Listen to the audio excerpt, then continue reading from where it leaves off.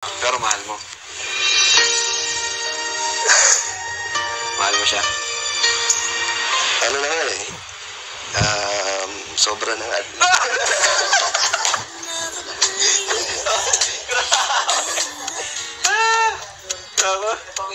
Ayan mga kalingap, for today's Danjoy update, Joy Diwata, handa nga bang isakripisyo ang kanyang religion para sa pagmamahal kay Papa Dan?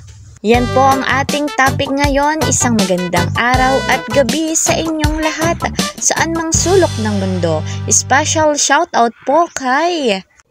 Eto po si Madam Erling Parcon. Sabi niya, in love na Kuya Dan. Alam natin na special someone niya, si Joy. Ayan, only one, solid Dan Joy from Iloilo. Hello po Madam Erling. Mega love, shout out naman po sa lahat ng ka-member ko ng Karepa, Kalingap Actor Partner, gayon din po sa mga OFW, silent viewers, ayan, na patuloy po na tumatangkilik sa ating vlogs. Mega love, shout out po sa inyong lahat. Patuloy naman nating suportahan Kuya Val Santos Matubang at Kalingap Rob. Mabuti ang layunin nila sa mundong ito. Gayon din suportahan natin ang kanilang may bahay, Ate Edna Vlogs at Jackie Tapia. Gayon din po ang lahat ng Kalingap. At ako pong inyong lingkod, Kalingap Kel, ay patuloy na naglalambing. Please po subscribe my channel, like and share my videos. At huwag niyong kakalimutan, i-click niyo po yung notification bell para lagi po kayong updated sa aking mga videos. Ayan po mga Kalingap, dito na nga po tayo sa ating topic, Joy Diwata. Handa nga bang isakripisyo ang kanyang religion para sa kanyang pagmamahal kay Papa Dan?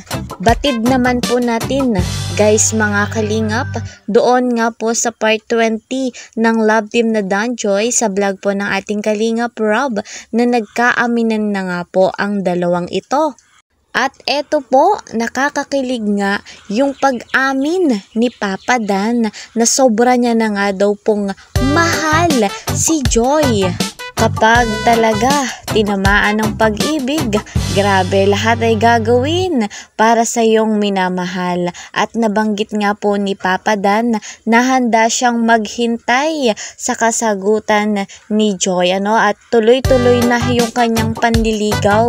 Nagpaalam nga ito sa ina ni Joy at talagang aprobado agad-agad. Very supportive po yung ina ni Joy, makikita natin na siya pa yung nangungulit, napakakuwela, maganda yung ganong klaseng ina, ayos.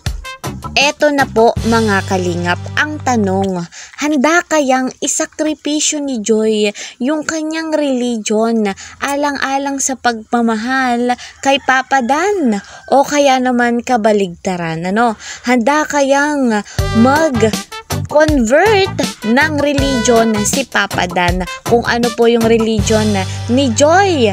Iglesia ni Cristo si Joy. Ayan, handa ba si Papa Dan? Kapag nangyari po iyon na lumipat ng religion si Papa Dan sa religion po ni Joy, ang pinakamasaya na babae sa balat ng lupa, ayan, sa buong mundo, walang iba kundi itong si Joy. Syempre naman, nababatid ko po na matibay yung pananampalataya ni Joy. Ngunit nasa kanya pa rin ang kasagutan kung ano man ang desisyon niya sa kanyang pagmamahal kay Papa Dan. Kung ano man po ang maging resulta ng panliligaw ni Papa Dan kay Joy, yun po ay igagalang natin. Bilang supporters, bilang reactors, ay patuloy nating susuportahan kung ano po yung desisyon ng dalawa. Ayan guys, hanggang dito na lamang po ang ating update patungkol po sa Love Team na Danjoy. See you po sa next video. Mag-iingat po kayo palagi. Bye-bye!